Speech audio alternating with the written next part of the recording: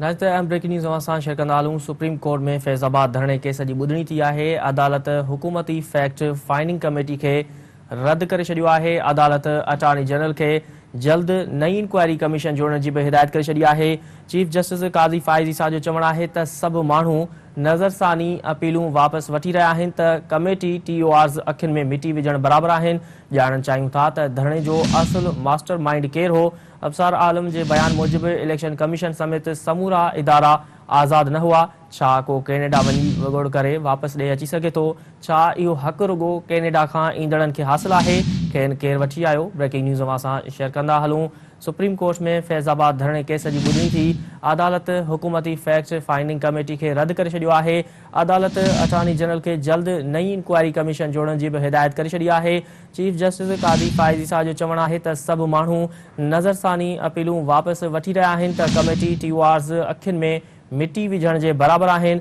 ॼाणणु चाहियूं था त धरणे जो असुल मास्टर माइंड केरु हो। अफसार आलम जे बयान मूजिबि इलेक्शन कमीशन समेत समूरा इदारा आज़ाद न हुआ। छा को कैनेडा वञी वॻोड़ करे वापसि ॾे अची सघे थो? छा इहो हक़ रुॻो कैनेडा खां ईंदड़नि खे हासिल आहे? खेनि केरु वठी आयो? हीअ अहम ख़बर मां असां शेयर कंदा हलूं। ब्रेकिंग न्यूज़ अवां खे ॾींदा हलूं त सुप्रीम कोर्ट में फैज़ाबाद धरणे केस जी ॿुधणी थी आहे। अदालत हुकूमती फैक्ट फाइंडिंग कमेटी खे रद्द करे छॾियो आहे।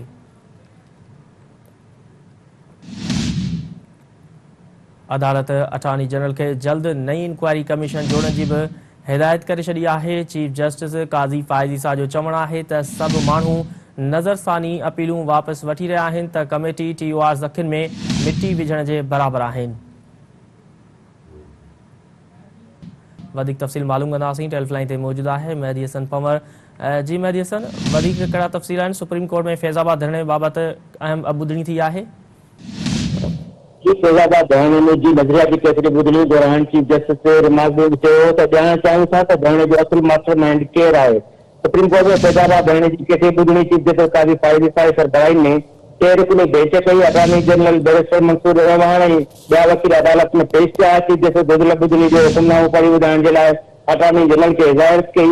गुज़िरियल ॿुधणी जो हुकुम ॿुधण खां पोइ चीफ जस्टिस चयो त अफसार आलम बचाव वारे वधारे जे मुलाज़िमनि ते संगीन इल्ज़ाम आहिनि। छा तव्हां हिन नज़रसानी दरख़्वास्त वापसि वठण लाइ चाहियो था? जंहिं ते अटॉर्नी जनरल चयो त हिकु हक़ीक़त आहे, फाइंडिंग कमेटी जुड़ी हुई आहे। अदालत तरफ़ां फाइंडिंग कमेटी खे रद्द कयो वियो आहे। चीफ जस्टिस अतमुल्लाह पुछियो त हीअ कमेटी कंहिं क़ाइमु कई? छा वफ़ाक़ी हुकूमत जी मंज़ूरी वठी वई? छा इहा इंक्वायरी कमीशन एक्ट ते क़ाइमु कई वई? चीफ जस्टिस चयो त जेकॾहिं हीअं न थियो त कमेटी ठाहिण जो हुकुम कागज़ जो टुकड़ो आहे। हीअ कमेटी ॿीहर गैर कानूनी आहे। ईअं न करे चीफ जस्टिस चयो त फर्ज़ करियो अफसार आलम खे कमेटी सॾायो। जेकॾहिं पेश न थियो त तव्हां छा कंदव? चीफ जस्टिस अतमुल्लाह चयो त आईन जी बालादस्ती खे हर क़ीमत ते यकीनी बणाइणो आहे। तव्हां वटि कंहिं सां इंक्वायरी करण जो मौक़ो आहे जेको आईन खे तरजीह ॾिए थो। चीफ जस्टिस रिमार्क में चयो त इंक्वायरी में इहो ज़ाहिर कयो आहे त फैसले ख़िलाफ़ सभिनी पारां नज़रसानी जी अपीलूं दाख़िल कई वियूं। उहो तव्हांजी मर्ज़ी आहे त तव्हां मुक़ररु कयो वञे या उहो वापसि वठो। चीफ जस्टिस रिमार्क में चयो त जेकॾहिं को कैनेडा वञी करे फसाद करे सघे थो, पाकिस्तान मां केरु वञी अहिड़े क़िस्म जी कैनेडा में का हरकत करे सघे थो। कैनेडा खां सिखो हुननि हिकु माण्हू हुतां खां अचे थो ऐं हिते जेको क़त्ल-गार ऐं अफ़रा तफ़री वारो माहौल पैदा करण खां पोइ वापसि हलियो वञे। छा असीं कैनेडा में अहिड़े क़िस्म जो माहौल पैदा करे सघूं था? जस्टिस फ़ाइज़ा चयो त इस्लाम अमन जो दीन आहे। उहे इस्लाम खे बदनाम करे रहिया आहिनि। जेकॾहिं उहो इस्लाम जी ॻाल्हि कनि त सभिनी खां ॾिठो आहे। जस्टिस अतमुल्लाह चयो त फैसला बानू हिकु तारीख़ी फ़ैसिलो हो। हुन ते चीफ जस्टिस चयो त मुंहिंजे मुताबिक़ हिकु सादो फ़ैसिलो हुन वक़्तु हुकूमत कहिड़ी बि हुजे, सुठी हुजे या ख़राब हुजे, हुकूमत आवाम जी चूंड थी हुई ऐं हुन मौक़े ते धरणे जो मक़सदु साॻी हो।